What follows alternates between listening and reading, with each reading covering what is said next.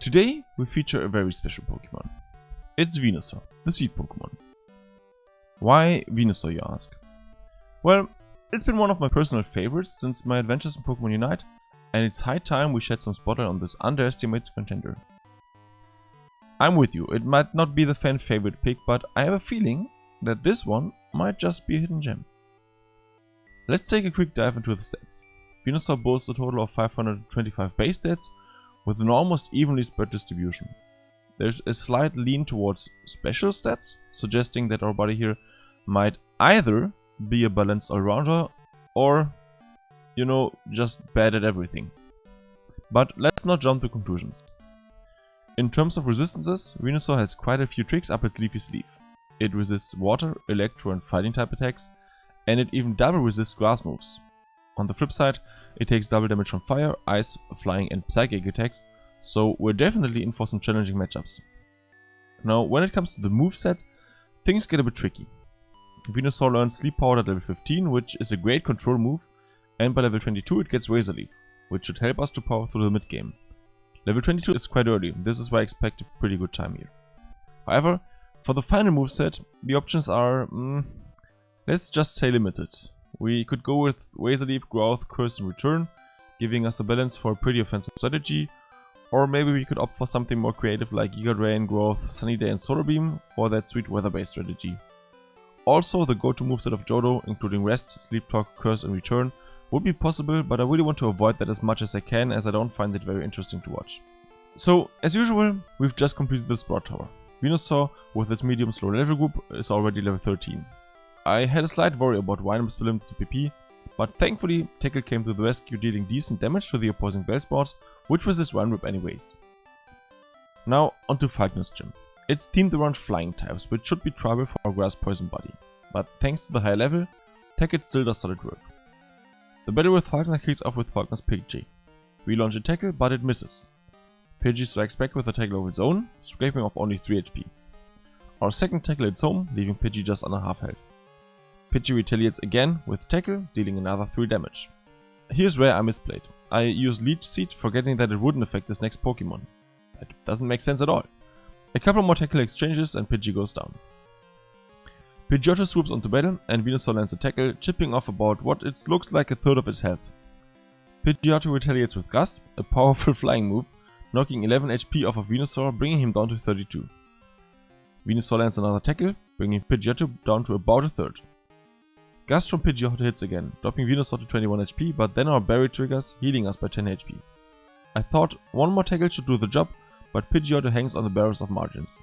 One last Gust from Pidgeotto brings us down to 20 HP. Thankfully, a final Tackle from Venusaur knocks out Pidgeotto, securing us the Zephyr Badge. Next step, I head back to the Pokemon Center, pick up the Mystery Egg, and tuck it away safely in the box. Lastly, I stumble upon a generous trainer on Route 32, who gives me the Miracle Seed, a handy item for the journey ahead, increasing the power of Grass-type moves by 10%. On Route 32, I snag a Bellsprout to act as my cut mule. Then, I rush through the depths of Slowpoke Vale, getting a quick refresh from my friend Kurt, before facing the first rival battle. The rival kicks off with Ghastly. Venusaur slams it with Vine Whip, taking away a little less than half its health. Ghastly retaliates with Spite, reducing Vine Whip's PP by 2. An unlucky blow considering my Vine Whip only has 10 PP and I need every single attack for the upcoming Whitney skip. Despite the setback, 2 more Vine Whips dispatch Ghastly. Up next is Kilava. I put it to sleep with the Sleep Powder and chip away its health with Tackle. Even though Tackle only scrapes off a fifth of its health, Kilava stays asleep, then Leech Seed zap away its health and 2 more Tackles finish it off. Zubat is the final challenge. Due to the need to conserve Vine Whip, I rely on Tackle again, taking it down after 3 hits. Zubat attempts Bite and Supersonic, but ultimately I emerge victorious with only 3 damage taken from the rival battle. Moving forward, I dive into Bugsy's gym, battling every trainer in sight to fast-track Venusaur's way to learning Razor Leaf. As anticipated, Bugsy's Metapod and Kakuna are easy prey for Venusaur's Tackle, falling after 3 and 2 hits respectively, thanks to a critical hit on the latter. Then Scyther swoops in. I start by planting a Leech Seed, anticipating a long fight, but this nimble bug evades it. Scyther launches a Fury Cutter, making me cautious. I retaliate with Sleep Powder, which hits after Scyther's quick attack. Unfortunately, my luck runs thin as the first Tackle misses, the second hits, and the third misses again. I then test a Vine Whip, but it barely scratches Scyther. So I fall back to Tackle, and after 3 more attempts, including a critical hit on the second, I finally bring Scyther down and the Hive badge is mine. So far, the battles have been tough due to Venusaur's limited offensive potential, but with Venusaur on the brink of level 22 and the promise of learning Razor Leaf, the chances are looking up, I feel. The journey with Venusaur continues and we find ourselves in the dense leafy expanse of Ilex Forest, where I grab TM02, Headbutt. This move promises to be a significant upgrade from Tackle, but I'm not too hasty to teach it. First, I head to Golden Rush City's Underground, using up all of Tackle's PP and boosting Venusaur to level 22. This level comes with a known gift, Razor Leaf. It's a massive improvement from Vine Whip with higher power, more PP, and a higher chance for critical hits. But before I test out the new moves, I make a quick stop at the game corner, trading some coins for Nabra. With the team rounded up, it's time to take on Goldenrod's gym leader, Whitney. I didn't take time to heal up before this fight, but with Venusaur's new strength, I'm not overly concerned. The battle begins with Clefairy, who is no match for Razor Leaf, going down in 2 hits. Clefairy manages a double slap crit that shaves Venusaur HP down to 35, but it's not enough to slow him down. Up next is Miltank. Venusaur lashes out with another Razor Leaf, landing a critical hit right off the bat, which almost one-shot Miltank. Miltank begins a rollout, dealing just 5 damage. Another Razor Leaf should do the trick, and it does. We're 2 for 2, and Whitney goes down, leaving us the plain badge. With this, we get a 12.5% boost to the speed stat. After this victory, I grab the skirt bottle, a necessary item for a future encounter. On my way out of town, I borrow a feeler from a guard. I promise. I bring him back soon, and then I use my new Abra to execute the big teleport skip. Continuing on my journey, I land in Aquatic City. The Kimono Girls are my first port of call. It dawns on me in these battles just how brilliant the move Headbutt is. Flareon drops with standard effort, and as expected, one Razor Leaf takes care of Vaporeon. But the best part? Espion, Umbreon and Jolteon are left seeing stars after Headbutt's flinch effect allows me to 2-shot each of them without them being able to find answers. This was way easier than I thought. Moving on, Morty's gym comes onto view. This place, home to ghost and poison Pokemon, gives me chills because this means Venusaur moves will be resisted. I decide to face every trainer inside, hoping to level up as much as possible before the big showdown. Finally, it's time to face Morty. Ghastly is first and, thankfully, one critical Razor Leaf does the job. And hey, Venusaur leveled up to 29. Neat! The first Haunter though is a different story. Razor Leaf can't even slice HP by half, but lucky for me, it just uses Nightshade instead of Curse. One more Razor Leaf and we are done here. This means I must have gotten really unlucky on the range of the first attack. Up comes Gengar, and despite hitting it with Razor Leaf, I barely scratch its HP. Things start getting scary when Venusaur falls asleep under Gengar's hypnosis. After taking a hit from Dream Eater, Veno wakes up, but somehow misses the Razor Leaf. I really need to steady the ship here, so I decide to hit Gengar with Sleep Powder. After that lands, I set a Bleach Seed for some slow health recovery. A few more Razor Leaves, and Gengar's out. With just Haunter left, I quickly debate my next move. I decide a Razor Leaf, and I'm rewarded with a critical hit. Haunter's response, Nightshade, opens the door for me to end this battle, and one more Razor Leaf gets us the win. That was intense, and Morty's badge is a much appreciated prize. I'll be honest, these battles are proving tougher than my previous ones with either Kazam and Tyranitar. So, following my victory at Morty's gym, my next destination is the iconic lighthouse of Olivine City. Upon arrival, Jasmine, the city's gym leader, informs me that the lighthouse's Ampharos, the beacon of light for ships, is unwell and needs medicine. Being the stand-up trainer I am, I agree to help. But before I rush off on this errand, there's another gym that's caught my eye, and that's Chuck's gym in Signwood City. Now, Chuck's a fighting type gym leader, and given Venusaur's natural resistance to fighting moves, I'm feeling more confident about this matchup. Also, Chuck's Poliwrath is weak to grass type moves, which works in my favor. Primeape is Chuck's first Pokemon. Aiming for a quick flinch, I start with Headbutt, and the move does more than half of its HP. Primeape retaliates with Leer, reducing Venusaur's defense. Unfazed, Venusaur launches another Headbutt and down goes Primeape. Next up, Poliwrath. I'm feeling good about this, thinking Razor Leaf backed by the Miracle Seed and its type effectiveness should be enough. Surprisingly, it doesn't take out Poliwrath, but luckily Poliwrath hypnosis misses and I take advantage of the situation, using another Razor Leaf to secure the victory. Thinking back, maybe Headbutt would have been a better option given the flinch chance, but the high crit rate of Razor Leaf also can't be ignored. With that, I secure the 5th badge, and for once, the battle didn't feel like an uphill climb. Maybe Venusaur and I are finally in our rhythm in this challenge. Now, it's time to get that medicine for Ampharos and head back to Olivine City ASAP to get the lighthouse up and running again. My next destination is Jasmine's gym, but unfortunately I have lost the gameplay of this section, so this account will be brief.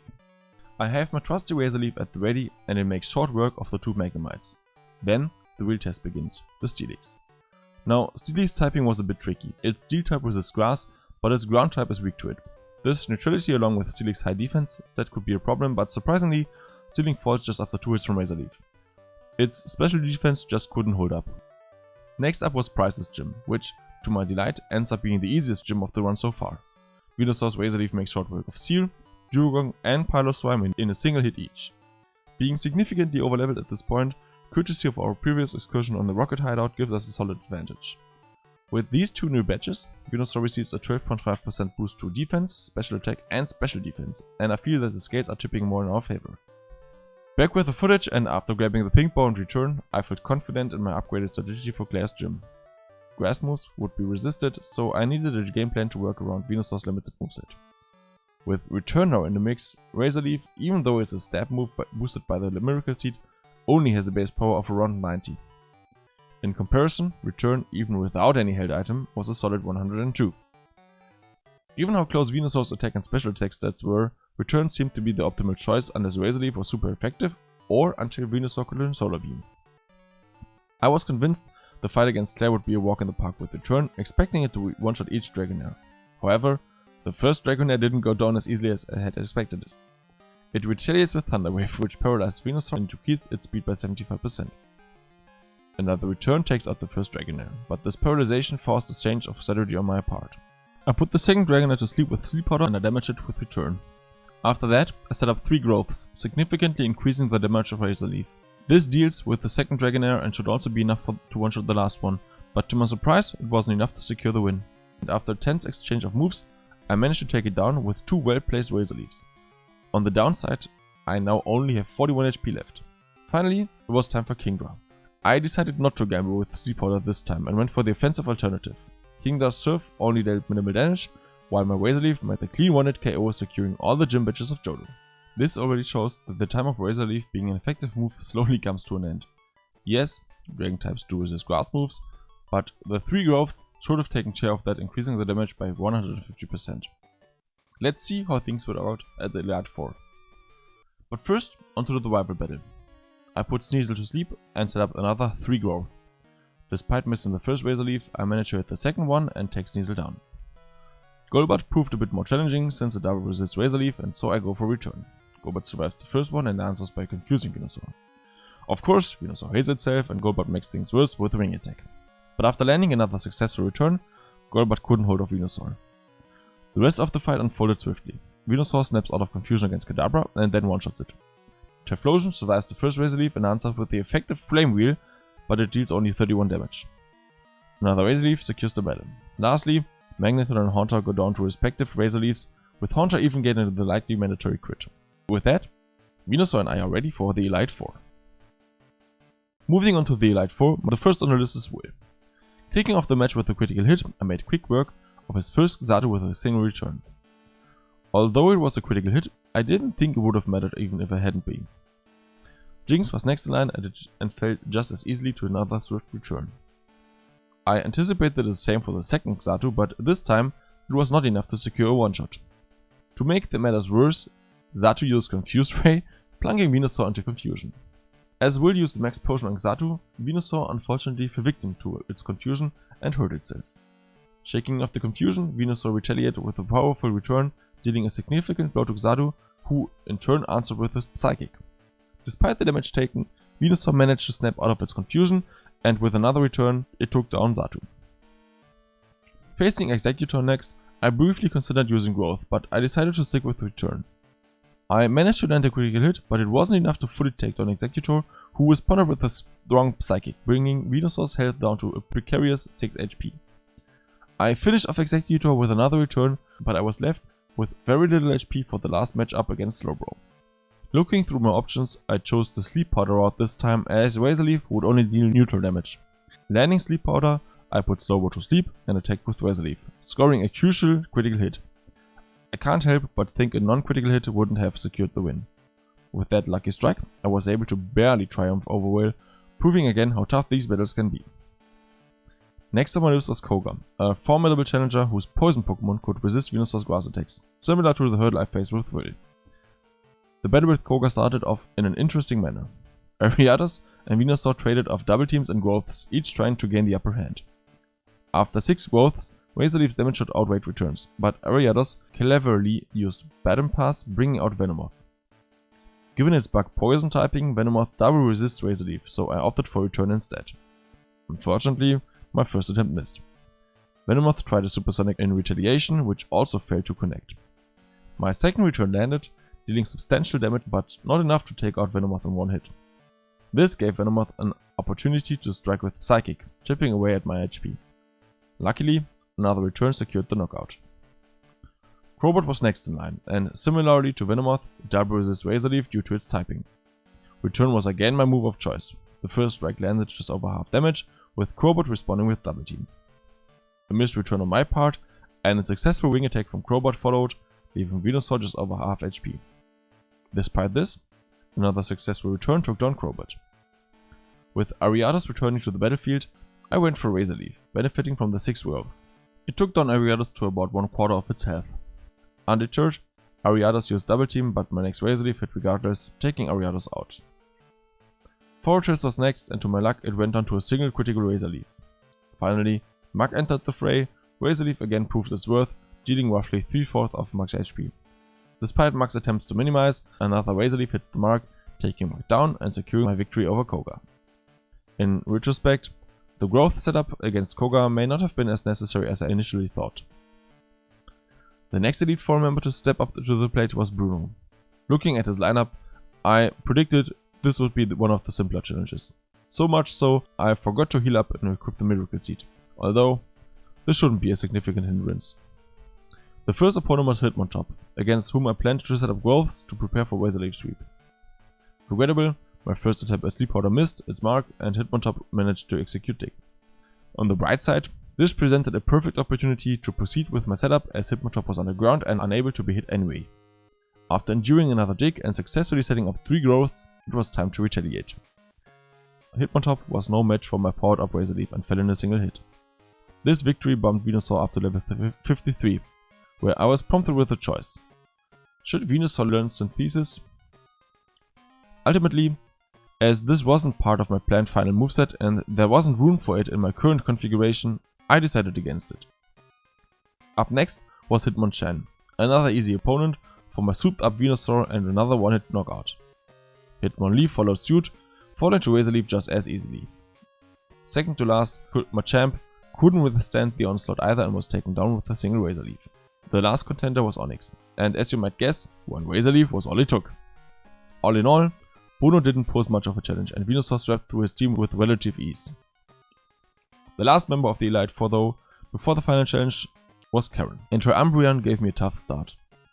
I initiated the growth setup, putting Umbreon to sleep with Sleep Powder. However, it woke up on the very next turn and used Mean Look, a move I wasn't overly concerned about. As I built up growth stacks, though, Umbreon hit with Sand Attack, which posed a real problem. By the time I had my third growth in place, Umbreon used Feint Attack, so I decided to put it back to sleep. Despite Umbreon's Sand Attack and Sleep Powder's 75% accuracy, it was successful. I worked my way up to 6 growth stacks, but then my Razor Leaf missed. Umbreon woke up, luckily missing its own Sand Attack. On my next move, Razor Leaf hit its mark, and with 6 growths, it was enough to knock out Umbreon. But then came Karen's ace, Houndoom. My Razor Leaf missed and Houndoom's Flamethrower packed a punch. It was a do or die situation. If my next Razor Leaf didn't hit and take down Houndoom, I'd have to start over. The move hit, but it wasn't enough to fail Houndoom, forcing a reset. Time for a quick recap. My strategy isn't too bad. I can even tank a hit from Houndoom, so I should retry. Against Umbreon, I go for growth setups again. I managed to put it to sleep and use 6 growths. After the very last growth, Umbreon makes up and uses Confuse Ray. This is almost as bad as Sand Attack, so I decided I would have to delay my go by a few turns. I can tank a bit of Umbreon's damage, so my best bet is to put it back to sleep and use growth or Sleep Powder until confusion is over. But instead of putting Umbreon to sleep, of course, Venusaur hit itself. Umbreon then used Mean Look, which is fine. Next Sleep Powder lands and Umbreon is asleep, Everything is going according to plan. Venusaur finally slaps out of confusion and Razor Leaf lands. Now, as long as Houndoom doesn't get a crit, I should be fine, but guess what? Houndoom's Flamethrower crits! This Venusaur definitely shouldn't play the lottery. After several tries, I finally had a run with some luck. Umbreon only used Feint Attack as his helper growths, and Houndoom couldn't withstand a critical hit from Razor Leaf. Next was Vileplume, which was taken down by 2 returns, although not before I paralyzed Venusaur with Sunspore. Gengar used Curse, slicing its own HP in half, which allowed me to take it out without suffering an attack. The last Pokemon standing was Murkrow, which fell to a single return. In the end, this battle proved much harder than I initially thought. It seems I significantly overestimated the power of Razor Leaf, even with 6 growth stakes. Nevertheless, I emerged victorious, ready for the final challenge. Now it was time to face the champion of the Elite Four, Lance. His team was especially challenging, with each Dragonite and Charizard double resisting Razor Leaf and Gyarados and Aerodactyl only taking neutral damage. During my first attempt, I put Gyarados to sleep and started my usual full setup of growths. Despite Gyarados waking up intermittently and using Rain Dance, I managed to get it fully set up and took it down with a single Razor Leaf. Next up was Dragonite. Despite my 6 growth stacks, Razor Leaf only managed to shave off about a third of its HP. Dragonite responded with Thunder Wave, paralyzing Venusaur. Although both Dragonite's Blizzard and my Sleep Powder missed, my second Sleep Powder attempt was successful and I managed to knock out Dragonite with a critical Razor Leaf. Aerodactyl was faster and his Wing Attack brought Venusaur down to a critical 21 HP. Even though I managed to put it to sleep and take it down with Razor Leaf, my lowered speed was a problem. Charizard came and it finished off Venusaur with Flamethrower. For my second attempt, I made sure to replenish Return's PP for extra usage. I set up against Gyarados again, ensuring I could take it and Aerodactyl down with 1 hit. Gyarados fell to Razor Leaf and then came Dragonite. Even with a critical hit from Return, Dragonite survived and paralyzed Venusaur again. I took out Dragonite, but was hit with Aerodactyl's Wing Attack, which again left Venusaur with just 21 HP. After taking down Aerodactyl with Razor Leaf, Charizard again finished the job with Flamethrower. It was back to the drawing board for the battle against Lance. After several failed attempts against Lance, I have tried everything I could think of. I opted for the inconsistent Sleep Powder and even took a risk using Solar Beam instead of Razor Leaf, only to realize I forgot Sunny Day. Return couldn't two-shot the Dragonites, and even though I sometimes made it to the last Dragonite, I decided it was time for a new approach. After 6 resets at Lance, I was ready for my final try. I faced off against Gyarados first, setting up a few growths that should be enough to one-shot Gyarados and Aerodactyl. With the growth stack in place, Razor Leaf did the job. Then came Dragonite. I went for Sleep Powder, successfully putting Dragonite to sleep. I then landed a critical Razor Leaf, dealing just over half of Dragonite's HP and damage. I finished it off with Return. Aerodactyl came out next, but I was able to outspeed and secured the fight with a single Razor Leaf. Charizard was up next, and I again attempted Sleep Powder. It missed, and I had to tank a Flamethrower hit from Charizard. The second Sleep Powder also missed, and Charizard ended my run. Facing this level of challenge, I decided to change my strategy. Relying on every Sleep Powder landing at a 75% accuracy was not viable for me. While I had been very close, I had to admit that I would need to farm a lot of resets with this strategy. As a last resort, this could work, but I didn't want to brute force my way through the challenge. So I came up with a new strategy. I would grab Sunny Day, set up against Gyarados, and then attempt to sweep with Sunny Day and Solar Beam. This would hopefully give me the advantage I need to finally overcome Lance. In preparation for my rematch with Lance, I made sure to use all of my rare candies, which boosted my Venusaur's level significantly. Reaching Lance again at level 63, but still armed with the same moveset, I decided to give it another shot. Being 8 levels higher than before was a significant advantage. My battle against Lance began as usual. I put Gyarados to sleep and began setting up growth. Gyarados was eventually taken down my Razor Leaf, and out came the first Dragonite. I successfully hit Sleep Powder and my Razor Leaf crit nearly took it out the next turn. This was a vast difference compared to my previous attempts. Another Razor Leaf finished off Dragonite and brought out Aerodactyl, which, as before, went down to a single Razor Leaf. Next up was Charizard. Sleep Powder was successful and Return brought it down to a sliver of health. With my move points in mind, I decided to finish Charizard off with a Razor Leaf, which did the job. Lance's level 50 Dragonite was next, and Lance had the habit of trying to remove sleep effects, giving me free attacks. Unfortunately, my first sleep powder missed and Dragonite retaliated with Outrage, taking Venusaur down to 97 HP. But the second sleep powder hit, putting Dragonite to sleep. Despite Lance using a full restore, a couple of returns were enough to take down Dragonite to half health and then finish it off as I was able to outspeed it. Now it was time for the final Dragonite. Even with no sleep powders left, I felt confident. Remembering the near KO on the first Dragonite with a critical Razor Leaf, I hoped for a lucky hit and to my relief, I got it. After a hard fought battle, Lance was finally defeated. In the end, my Venusaur was 10 levels higher than in the previous attempts, and I believe this boost was crucial for the victory.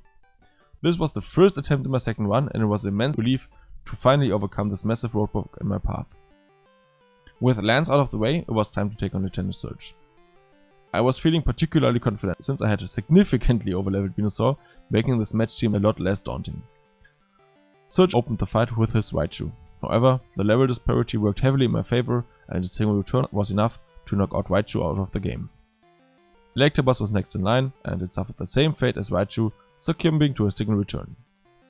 Then came Electrode. Like its predecessors, it couldn't withstand the power of return and was swiftly taken out. Magneton proved to be a bit more resilient, standing against return and responding with Double Team. However, the second return made sure it joined the others in defeat. Lastly, Surge sent out his final Electrode, but just like before, a return was all it took to bring it down. With that, Surge was done. After the electrifying battle with Surge, Misty was next in line. Given that she ran a Water-type gym and I had a Grass-type Pokemon, I anticipated this battle to be relatively easy. Misty opened the fight with a Golduck, and as a pure Water-type, it was particularly weak to Grass-type moves. Consequently, my Razor Leaf attack took it out with ease. Next came Quagsire, a Water Ground-type Pokemon, and with 4-time weakness to Grass-type moves, it was no surprise that Razor Leaf obliterated it in a single hit. Lapras was Misty's third Pokemon. Despite its bulk, it couldn't withstand the Razor Leaf, especially when it landed an unnecessary critical hit. And finally, it was Starmie's turn, but like the rest of Misty's team, it went down in one shot. And with that, I had already successfully earned 10 out of the 16 badges in the game. The next gyms off my list were Sabrina and Erika, both of whom resist Grass-type moves. Luckily, I had my trusty return move to rely on. Starting with Sabrina, her first Pokemon was Espion. A single use of return was all it took to bring it down. Sabrina then sent out Mr. Mime, who, like Espion, fell to a single use of return. The final Pokemon, Alakazam, proved to be no different and went down with just one return. With Sabrina down, it was time to face Erika. But before I went head to head with her, I picked up TM03 Curse. This move would come in handy for some strategy adjustments down the line. Erika sent out Tangela as her first Pokemon. Again, return proved to be a powerful ally, taking out Tangela in a single hit. Victory Bell came out and met the same fate as Tangela. Erika's third Pokemon, Blossom, was no different, succumbing to a single use of return. Finally, Erika sent out Jumpluff. However, it was no match for Venusaur and a single return was enough to bring it down. And just like that, I secured victories over 2 more gyms quite easily. But more importantly, I now had Giga Drain in my arsenal, a Grass-type move that is significantly stronger than Razor Leaf. This move would certainly prove useful in the battles ahead. With Giga Drain now on my moveset replacing Razor Leaf, I was another step closer to completing my ideal moveset. The next gym on my list was Brock, the Rock-type gym leader. Naturally, this should be a straightforward fight for Venusaur since it hard counters all of his Pokemon. The only challenge was the limited PP of Giga Drain. Graveler was the first to face off against Venusaur. As expected, it went down to a single Giga Drain. Rhyhorn was next in line, and like Graveler, it couldn't stand up to a single Giga Drain. Omastar wasn't any different, also falling. Up next was Kabutops, and with only 1 Giga Drain PP left and Onix still in the wings, I had to rely on return for this one. It took 2 returns, but Kabutops eventually went down. And finally, Onix came out and met its end to the final use of Giga Drain. Learning Giga Drain, instead of keeping Razor Leaf, might seem like a minor misplay, but it was a decision based on upcoming battles. For instance, in the fight against Blaine, I would have to rely mostly on return. Blaine, the Fire-type gym leader, wasn't particularly intimidating, thanks to Venusaur's high level and impressive attack stat. As predicted, return was my go-to move for his entire team. The battle kicked off against Makarge, known for its high defense. As a result, return didn't knock it out in one hit, reducing it to about half health. Makarge used Curse, and a second return brought Makarge down to red health. Then Venusaur had to weather a flamethrower, but a third return took out Makarge for good. The next opponents, Magma and Rapidash, weren't as resilient as Makago. They both fell to a single use of return. We are already at 14 out of 16 gym badges. With just 2 gyms left, I took my chances first with Janine, a poison type gym leader. However, her team was no threat to my Venusaur, primarily because I was almost double the levels of her Pokemon. Without much trouble, 5 returns in succession ended the fight effortlessly. Honestly, Janine's gym barely merits any commentary. It's puzzling how she ended up in the spot she's in. But now came another re-challenge. Blue, the final gym leader and a well-rounded adversary. His team opened with Pidgeot, and my return left it with only a sliver of HP. Despite a wing attack from Pidgeot, another return from Venusaur was enough to take it out. Blue's next choice was Alakazam, known for its incredible special attack but also its low defense. Consequently, a single return knocked it out. The next Pokemon was a Canine, Blue's best counter against my Venusaur. A return just took over half of a Canine's HP, after which it retaliated with Flamethrower. I was hoping not to get burned, as it would have half my attack stat. The Flamethrower hit hard, but luckily did not inflict a burn. Blue used a full restore on a Canine, but this only delayed the inevitable. 2 more returns from Venusaur finished our Canine off. Up next was Gyarados, an excellent opportunity for Venusaur to heal using Giga Drain. The first Giga Drain not only hurt Gyarados, but also restored about 40 HP for Venusaur, while Gyarados missed its Hydro Pump. Another Giga Drain increased my HP by about 50 and Gyarados chose to make it rain. However, before I could finish it off, Blue used another full restore. Switching to return, I was able to finally defeat Gyarados. Blue's 5th Pokemon, Exeggutor, was next. But unfortunately, his Exeggutor did not have Psychic in his move pool. Despite Exeggutor's lead sheet, 2 returns from Venusaur made short work of it. The last Pokemon, Raiden, was a perfect target for Giga Drain, which took it down in a single hit. After the Arcanine scare, I was quite low on HP. However, thanks to Giga Drain, Venusaur made a fantastic comeback, boosting my confidence for the ultimate battle against Red. And now, the moment we've all been waiting for, the final battle against said Red. At this stage, I had used all the rare candies in my arsenal, propelling Venusaur to level 75. My initial thought for the final moveset was Sunny Day, Solar Beam, Growth and Giga Drain. But after considering all the hurdles we've overcome, I couldn't help but acknowledge the power of Sleep Powder. So in a last minute decision, I switched things up. Instead of forgetting Sleep Powder, I chose to forget Giga Drain. This charge meant that I couldn't heal in battle, but the goal was to one-shot every Pokemon Red threw at me. I also equipped Venusaur with the Miracle Seed to boost my grass type moves, and thus we began the final fight. Red sent out Pikachu as his first Pokemon, and I targeted it to set up Growth. Pikachu was put to sleep, but in a twist I hadn't expected, Red used a full restore.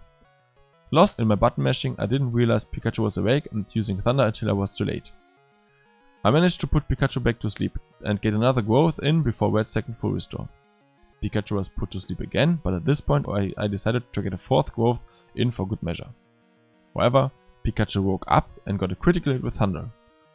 My HP wasn't the main issue here, it was the potential of paralysis. I put Pikachu back to sleep again and used Growth, but Pikachu seemed to be an unusually light sleeper, waking up time after time. Then, the dreaded moment arrived. Pikachu paralyzed Venusaur. Frustrated and seeing no way forward, I used Sleep Powder repeatedly on purpose. This attempt was over, leading to reset number 15 overall. But despite the setback, I remained convinced that the tactic was solid. Pikachu's constant wakefulness was exceptionally bad luck. It was time to regroup, restart and try again. Now, there's a glitch in Generation 2 games, where the badge boost doesn't work if a Pokemon has between 206 and 432 special defense unboosted. This was precisely the case of Venusaur here, which was funny and interesting to see but should not add to our challenge here. But without further ado, the rematch against Red began. Once again, Venusaur opened with a successful Sleep Powder on Pikachu, to which Red responded with his full restore. This gave me the first 3 Growth. After putting Pikachu back to sleep, Red used another full restore, which allowed me to set up another Growth. This time around, Pikachu decided to take a longer nap, allowing me to fully set up all 6 Growths. Then I decided to use Sunny Day, not only to convert Solar Beam into a single turn move, but also to bolster its power by 50%. With the power of Sunlight and Stab, Solar Beam has a base power of 270 at this point. I overlooked the use of Miracle Seed, which could have further pushed his power to 297, but there was no time to dwell on that. Just after Sunny Day, Pikachu woke up, but to our relief its Thunder attack missed. Venusaur finally retaliated, unleashing a super-powered Solar Beam which one-shot Pikachu.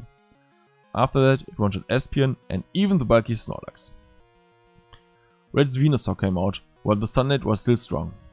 My Solar Beam hit hard, dealing almost half HP damage to Venusaur. Quite a feat, considering Venusaur double resists Solar Beam. Once the Sunlight faded, and after Red's Venusaur had used Synthesis, I finished it off with a loaded Solar Beam. Next was Charizard, and it was crucial that the Sunlight had faded in case Sleep Powder missed. I managed to put Charizard to sleep, and riskily set up another sunny day. If Charizard now woke up and hit with Flamethrower, the tables could turn drastically. Just like Venusaur, Charizard double resists Solar Beam, necessitating 2 hits. This meant Charizard had to stay asleep for a longer time. But fortunately, Charizard complied. 2 Solar Beams later, only Blastoise stood between Venusaur and the completion of this run. The very last Solar Beam was unleashed on Blastoise, and I really want you all to enjoy this moment, because then it was over. Finally, the grueling challenge was completed, and achievement made even sweeter by the trials and tribulations we had to overcome. So there you have it. Venusaur wrapped up the challenge in 6 hours, 43 minutes and 28 seconds. Accounting for the 15 resets, the total time comes to 6 hours, 50 minutes and 58 seconds. In all honesty, this one was considerably more challenging than I initially anticipated. The sheer lack of Venusaur's offensive capabilities, especially when compared to other powerhouses boasting elemental punches or attacks like Flamethrower, Surf and other stuff, really hit hard as the run progressed. For instance, by the time I reached Elite 4 Razor Leaf, one of Venusaur's signature moves was woefully underpowered. Additionally, Venusaur's typing meant it faced numerous resistances in critical battles, which made this journey all the more taxing. But let's not get too disheartened here. Yes, Venusaur might be in last place currently, but remember, we've only done 3 Pokemon so far.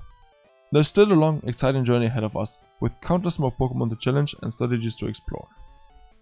Thank you for joining me on this journey, and I hope you'll continue to follow along as we uncover the potential of different Pokemon and solo runs.